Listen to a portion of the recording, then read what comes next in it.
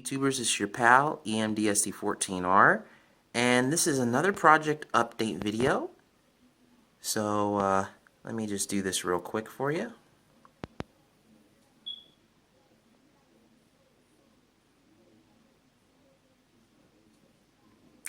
So let's get started. And as you can see here, I'm at my workbench table. This actually was a brilliant idea. Thank God that it actually worked out, because my dad actually got a proper desk for his computer. And at first I didn't know what I was going to do with this table, but then I said, wait a minute, why don't I just move it in here to the train room and use this to do all my custom projects and showcase new models and so forth. And I first tried it when I introduced the TGV set right there, the La Poste set. And it worked out really well, and I said, I'm just going to do this from now on because, yeah, you guys can see everything clearly. This update video, I'm going to be showing you some project updates and some sneak peeks at some new stuff that I'm working on or that I've acquired. So let's get started. I actually went to Nicholas Smith Trains, and I found this brand spanking new Athearn Blue Box NASA caboose. So, yeah, celebrating 60 years. So I haven't bought a kit in a while, and I decided to go ahead and buy that. I will be putting that together, and I also found out that I had some clear evergreen styrene sheet, which is pretty much used for like windows and stuff. So I will be using that to put windows in this. It'll be my first attempt actually doing that. I already had the micro weld, but I just never used it. So yeah, let's get started from this side. You guys are familiar with the SDL 38s. These are based on real locomotives in Saudi Arabia. And this is actually the first one that I made. The update is I actually finally got the second one done, which is really cool. So the difference between this unit and this unit is the trucks on this unit are actually two lead trucks. So basically they would be the front truck on the Atlas SD35, which with the speed recorder. So this actually has dual speed recorders. So there's a speed recorder here, and then there's another one right there. So that's pretty much the only difference that's between the two for these two units. There are two units that are left to build for this class, and I hopefully will be getting them done soon. Hopefully we'll get can't talk. I hopefully will be getting them done shortly. As of right now, there's only going to be 4 on the roster. But if I decide to make more, it's pretty much easy to do because the bolsters are all the same between the Jeep 38s, the Jeep 38-2s, the Atlas SD24, SD26, and SD35 models. So you can pretty much just do a truck swap. How I got the trucks for this unit is I bought a wrecked or damaged Atlas SD24 that was Southern, took the trucks off of it and swapped its trucks onto this chassis with some modifications and put the Jeep trucks on the SD35 chassis, which is now the chassis for the BQ23-7 over here, which I'll get to that in a little bit. The next unit here that you're looking at is a new unit that I got about a week ago. It used to be a Burlington SD24. It's an Atlas unit. I actually converted this into an SD14R. Now, this is a late SD14R. Later versions of the SD14Rs were rebuilt from SD24s. The early versions of that class were rebuilt from SD7 and SD9s. So this is actually one of 2 of the later versions that I built. The other one is a Santa Fe unit.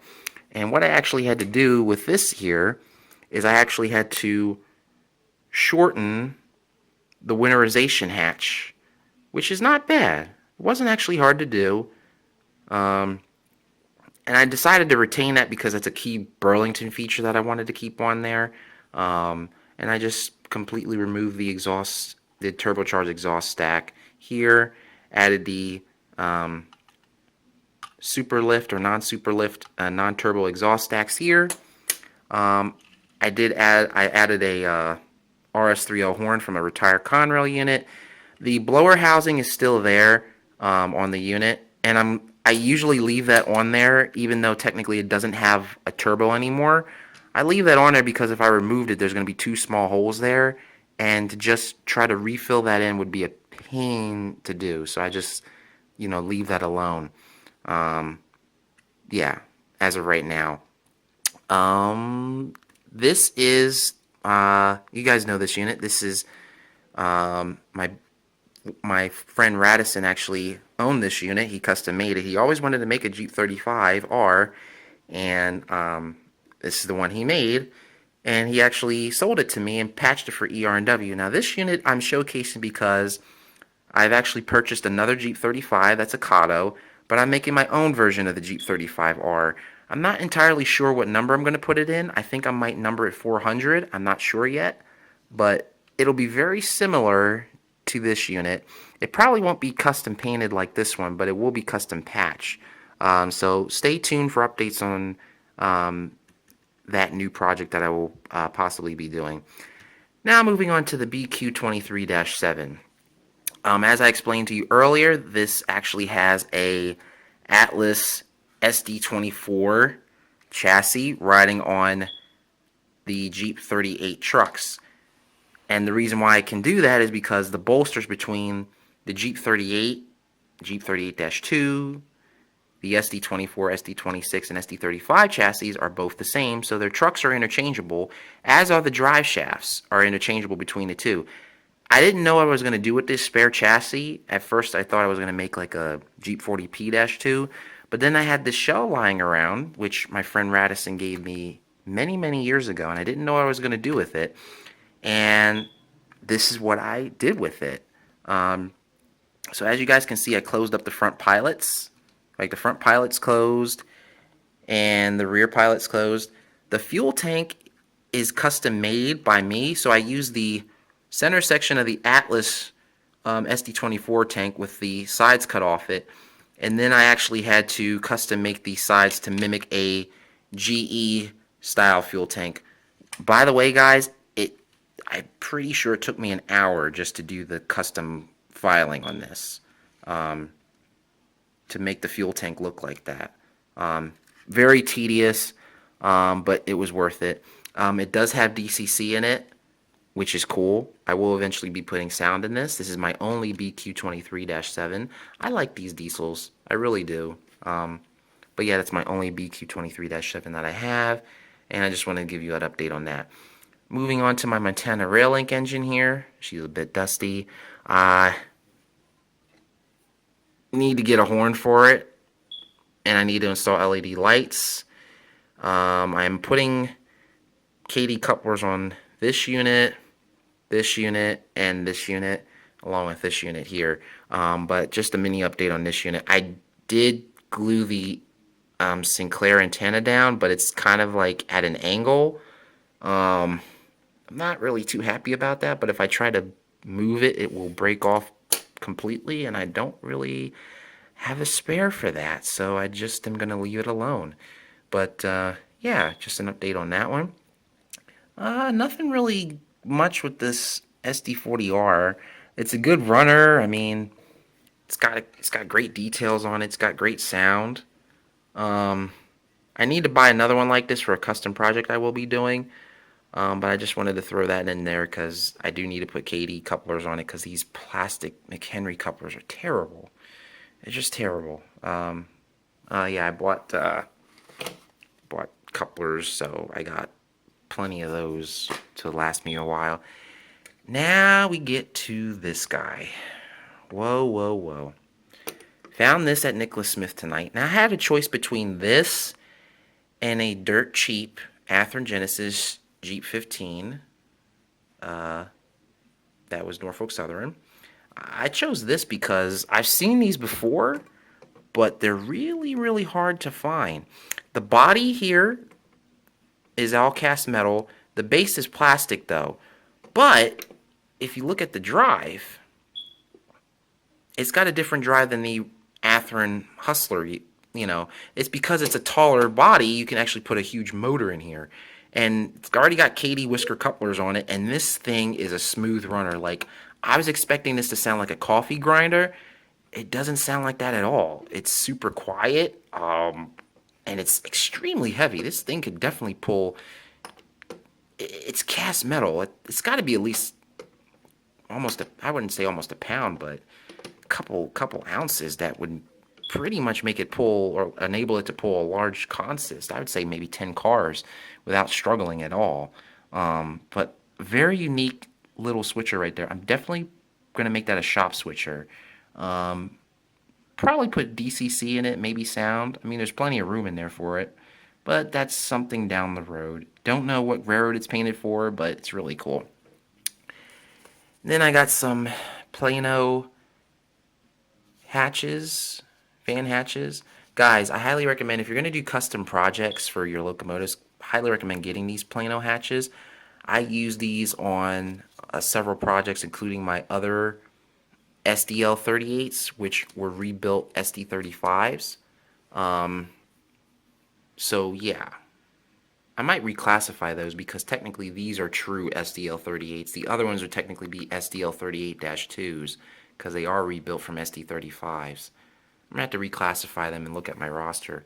But anyway, highly recommend getting yourself some of these if you can, because my friend Rad actually used the same one but for the Jeep 35, and he just played it over the center hole. I'm not going to do that with mine now. I'm going to do mine somewhat different, but stay tuned for that. Now, let me guys show you. I mentioned on my Instagram page about possible future projects. And let me just take this off here. So you guys know I'm a huge rebuilt EMD fan, and I can't get enough of them. As you guys know, because of the roster that I've custom made, I've been really looking into building Illinois Central SD20s. Now, there are two variations of the SD20s. There's the first variations are rebuilt from SD7, SD9s, or SD24s. The later versions, which I think there are only 4 of them, maybe 3, came from ex-Baltimore and Ohio SD35s. So this is one of the ex-B&O units. This one's number 2039. And as you can see, it really doesn't look all that different from a standard, you know, SD35. They left the 3 fans at the rear, the radiator grills are the same. The only difference is it's got the non-turbo exhaust stacks, it's got no dynamic brakes, and it's got the air filter hatch that is identical to a Jeep 38's square air filter hatch, but it's slightly shorter. So that's the only difference, and it's got obviously nose lights as opposed to cab lights. This one has a 5-chime horn, I think. Here's 2040, which is really cool. This is when it was still in the orange and gray scheme, I think. And then here is 2041, which is now National Railway Equipment, and obviously it's not in good shape. So yeah, if I was gonna do, and I'm really strongly considering doing this, guys, I'd like your opinion on this. Would you guys like to see Illinois Central or ex-Illinois Central SD20s operating on the ER&W? I'm gonna throw that out there. I want your honest opinions, because not many people have made them. You can't actually find anybody that makes them, and like the only place you could get them was from Overland Models, or the only company I should say. Overland Models made them, but they are out of business, and any one that you find, well, they're going to be expensive. And yeah, so you basically have to custom make them. But I chose these 3 units because they're the easiest ones to do, because you really don't have to change anything much with the body except take the dynamic brakes off them and then change other little details, but you really don't have to do anything else other than that and put nose headlights in them and whatnot. But if I chose the early versions using the SD7, SD9, or SD24s, that's a lot of kit bashing. Not saying that I can't do it. I can do it, but I just wanted to get my feet wet and see if I could make one of the SD35 rebuilds, which is pretty straightforward. And you really can't find a lot of the body show parts anymore. I mean, you can find them on eBay, but Atlas sold out of a lot of them. But yeah, would you guys like to see those three SD20s in HO scale on the ER&W Railroad? Now, this could go one of two ways. I could leave them in Illinois Central markings, or put ER&W in the place of the Illinois Central and just put them on the roster. What is your opinion? I want to know your honest opinion. Do you want to see these three SD20s on the ER&W roster? Because I'm really leaning to doing it. I'm not even going to lie. I'm like really leaning to do it, but I would have to allocate a lot of funds to that project. So I just want your honest opinion on that, guys. That's pretty much it. Nothing really much has changed with the layout. I mean, layout's pretty much the same. I did take a lot of the cars off, though. There was way too many Hot Wheels cars on this layout. Way too many. So I reduced the number of Hot Wheels cars on the layout. Yeah. That TGV train is so awesome. I know I'm getting off tangent here, guys, but not long after I posted that video about these having sound and they were on sale, all the sound sets for that are gone. So on TEUSA, you can't get them with sound. You can't get the full 10 car set with sound anymore. You can get the non-sound version though, still, but not the sound version. You can still buy the sound version separately, but like just the starter set. But as far as the full 10 car set being on sale as one with sound, gone. Like not even a day after I posted that video, they were gone. Just I'm so glad I bought that when I did, because I'd be kicking myself right now. But anyway, yeah, nothing really changed with the layout. Still the same old, same old. Yeah, that's pretty much it. So I will be working on these tonight. Just got to change some couplers on here. I was going to put that together, but I changed my mind. But yeah, would you guys like to see these three units? So 2041, 2040, and 2039. Alright? So let me know what you guys think about that in the description below, because I really want to build them. I really do. Alright guys, well I'm going to post this video. You guys be cool, God bless, and I will be seeing you. Bye y'all.